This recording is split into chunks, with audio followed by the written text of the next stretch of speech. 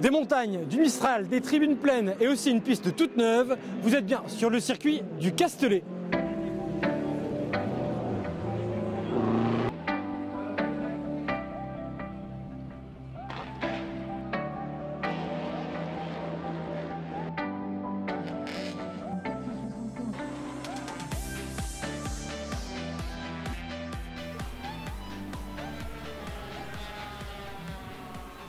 C'est à 400 mètres d'altitude, dans le Var, que vrombissent les moteurs sur le Paul Ricard. Ce circuit, du nom du créateur de la boisson à l'anis, est situé entre les villages de Signes et du Castellet. Réunis, c'est à peine plus de 7000 habitants qui vivent ici toute l'année. Travaillé pendant 35 ans, donc pour le pied comme beaucoup de marques européennes, italiennes, La France est le pays le plus représenté en F1 cette saison avec 3 pilotes. Ils pourront défendre leurs couleurs à domicile avec le retour du Grand Prix dans l'Hexagone. Le projet a longuement été étudié depuis 2013. Le dossier Formule 1, il a été porté par les collectivités locales, il a été porté par un groupement d'intérêt public, donc qui a regroupé l'ensemble des volontés, celle de Christian Estrosi en tant que patron de notre belle région, mais également l'ensemble des collectivités locales, j'allais dire économiques ou politiques. Tous les acteurs dans notre région se sont mobilisés dans ce groupement d'intérêt public qui est devenu le promoteur de la compétition et qui a négocié auprès du monde de la Formule 1, donc la FOM, le droit d'obtenir 5 années de contrat. Un contrat qui a réjoui les investisseurs. Ce Grand Prix est un événement économique majeur pour la région Provence-Alpes-Côte d'Azur. Les études qui ont été menées tourne autour de 60-70 millions d'euros de retombées économiques régionales pour chacun des Grands Prix.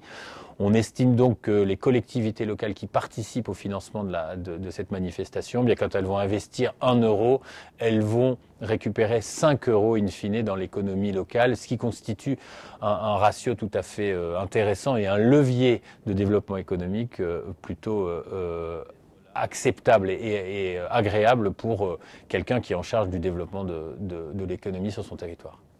Le tracé était une référence dans les années 1980. Mais depuis, le progrès des monoplaces est fulgurant. Des travaux ont donc été réalisés cet hiver. Il a fallu réadapter à ces nouvelles performances nos exigences de sécurité. Ça veut dire que on a adapté à la fois nos aires de dégagement, les fameux run-off rouge et bleu qui marquent un peu, je dirais, en termes de design le circuit Paul Ricard, mais également on a dû rajouter des dispositifs de sécurité. On pense en particulier au Tech Pro, c'est des blocs de plastique, j'allais dire, à mémoire de forme, qui permettent d'absorber l'énergie d'un choc de voiture quand elles viennent jusqu'au rail, qui n'était pas forcément présent ou qu'on a renforcé. Nous sommes ici dans la pit lane, vous le voyez, nous portons le chasuble exprès pour accéder à la pit lane. C'est ici le 24 juin que les 20 pilotes de Formule 1 se retrouveront pour la 8e épreuve de la saison. Le Paul Ricard a été construit en 1971, la dernière épreuve ici s'est concourue en 1990 et le dernier pilote, il est français, c'est Alain Prost qui a gagné ici en 1990.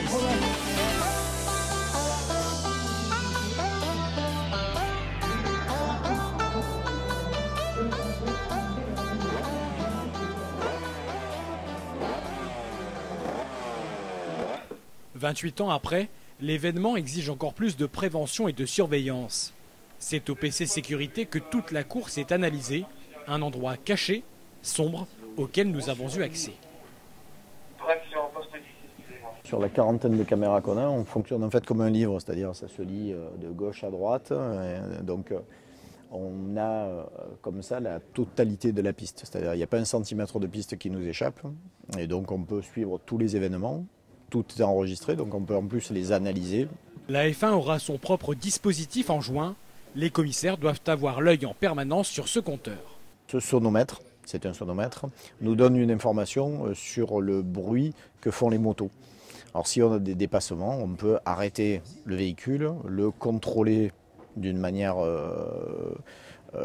conforme à la législation des courses qu'ils font et s'il faut l'exclure. L'ancien instructeur de pilotage connaît par cœur les 5,8 km du Paul Ricard. C'est lui qui pilote la voiture de sécurité.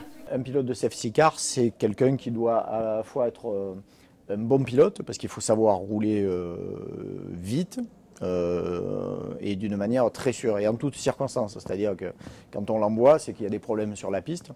Alors ça veut dire aussi peut-être qu'il pleut, ça veut dire qu'en plus il y a un accident, peut-être qu'il y a de l'huile et peut-être qu'il va falloir en même temps conduire et écouter les ordres que lui donne la direction de course. Pour en mettre plein la vue aux 65 000 spectateurs attendus, le tracé a subi quelques modifications. On a élargi l'entrée, ce qu'on appelle la V2, donc c'est pas très joli, mais c'est pour verrerie. Et la verrerie, donc on a élargi l'entrée, dont on a accéléré. C'est le premier virage. Voilà, c'est le premier virage à gauche du circuit. Donc quand les pilotes vont partir la pole position, ils vont démarrer, donc ils vont arriver ici, ils vont déjà arriver à des vitesses largement supérieures à 220-230 km/h sur la phase départ. Notre goudron a tout été resurfacé, c'est-à-dire qu'il n'y a pas 1 cm² de piste qui n'a pas été refait. Donc on a un goudron qui a de nouveau un très bon grip et qui évacue mieux l'eau, donc de très belle qualité. Et en plus d'un point de vue esthétique, c'est très beau. La deuxième modification, elle s'est faite ici. C'est-à-dire ici au point de corde, ce qu'on appelle le virage de l'hôtel, on a là aussi accéléré le virage et élargi la piste. Donc on va créer des dépassements.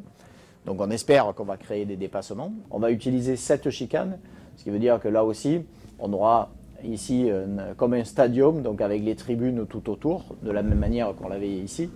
Donc ça va être des endroits très spectaculaires, puisque les F1 vont arriver dans cette zone-là aux alentours de 320 km/h.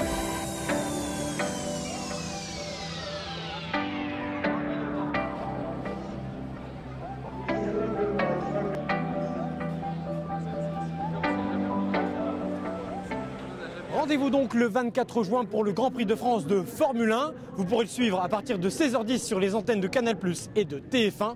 Et vous retrouverez bien sûr son résumé sur F1 Talk.